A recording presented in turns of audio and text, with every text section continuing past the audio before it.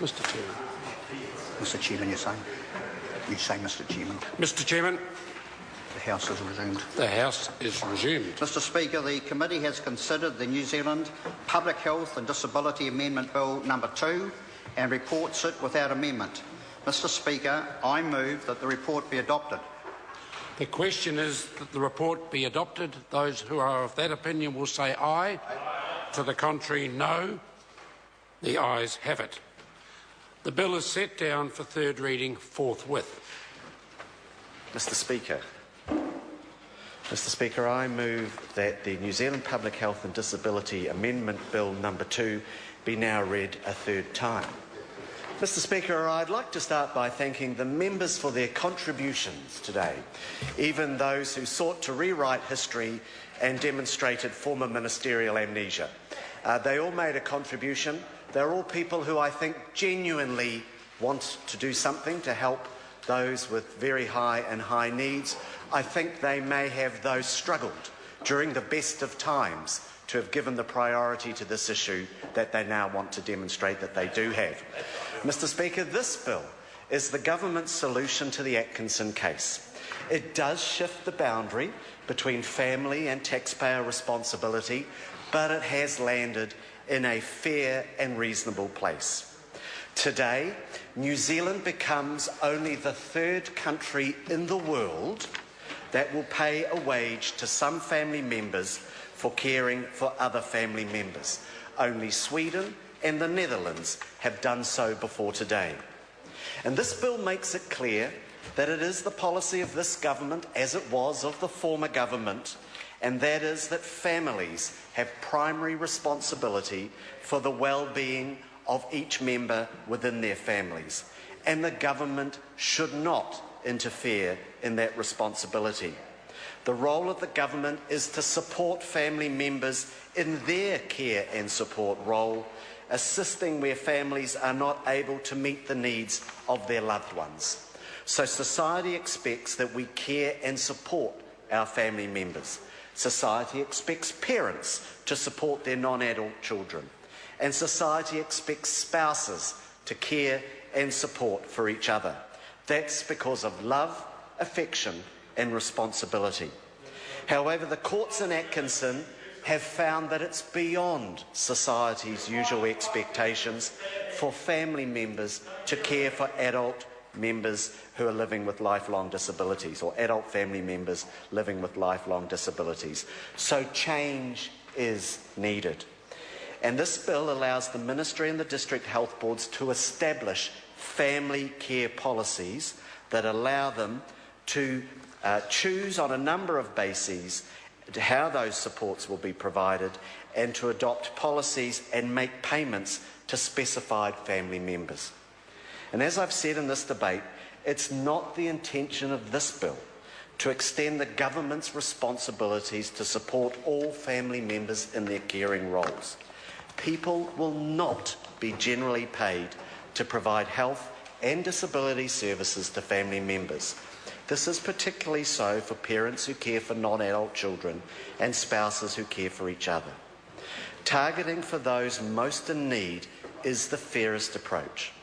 In today's budget, we announced $92 million over 4 years to implement the family carer policy. The Ministry will allocate funding to disabled people in high and very high needs situations as assessed. Within the principles articulated here, there will be some flexibility within the policy to consider disabled people in particular circumstances who don't meet the eligibility criteria, but where payment is clearly desirable. In the case that I gave during the first reading of those who live in very remote rural areas where they're unable to get support.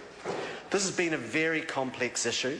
Ministers have taken considerable legal advice, and it is this legally privileged advice which caused so much of the debate and discussion in the House about the regulatory impact statement.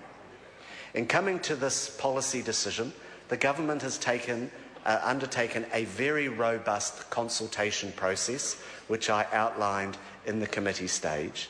The government has also considered very deliberately a whole range of matters that should have been taken into account when making this decision. We know that other governments have also considered these matters and have chosen not to change policy. That is a decision that they will have to defend to New Zealanders. It's also a decision that they will have to defend that they oppose the progress in this bill, because this does make New Zealand only the third country in the world to provide for paying for some family members to have a wage to pay for others. This doesn't happen in Australia. This doesn't happen in Britain. This doesn't happen in Canada. It does happen in Sweden and Netherlands, and New Zealand today will become the third country in the world to adopt that position. Mr. Speaker, I think all members of this House do feel and admire the huge contribution that family carers provide throughout our country.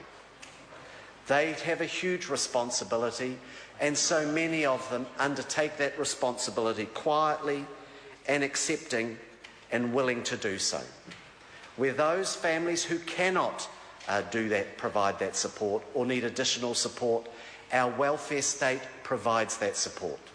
Not only may the adult disabled child be receiving income support, but the parents also receive additional support in terms of home support workers providing support to not only the disabled person but also themselves.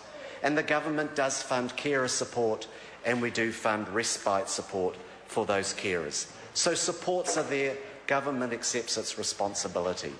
Today, we move that balance slightly in accepting that we will pay a wage to those family members assessed as being able to get that in the way that they support their disabled family member in the circumstances outlined in the family carer policies that the Ministry and the District Health Boards will adopt. So can I thank the members of the Technical Advisory Group, the many hundreds of people who made submissions.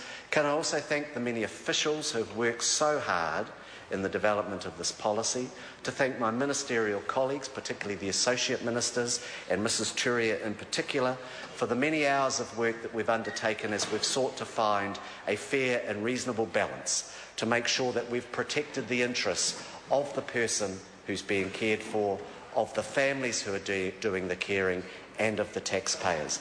I think today that this solution lands in a reasonable place, a fair place, and it certainly is progress, and the government accepts the indications given by the courts about the need to change policy, and this bill is about that.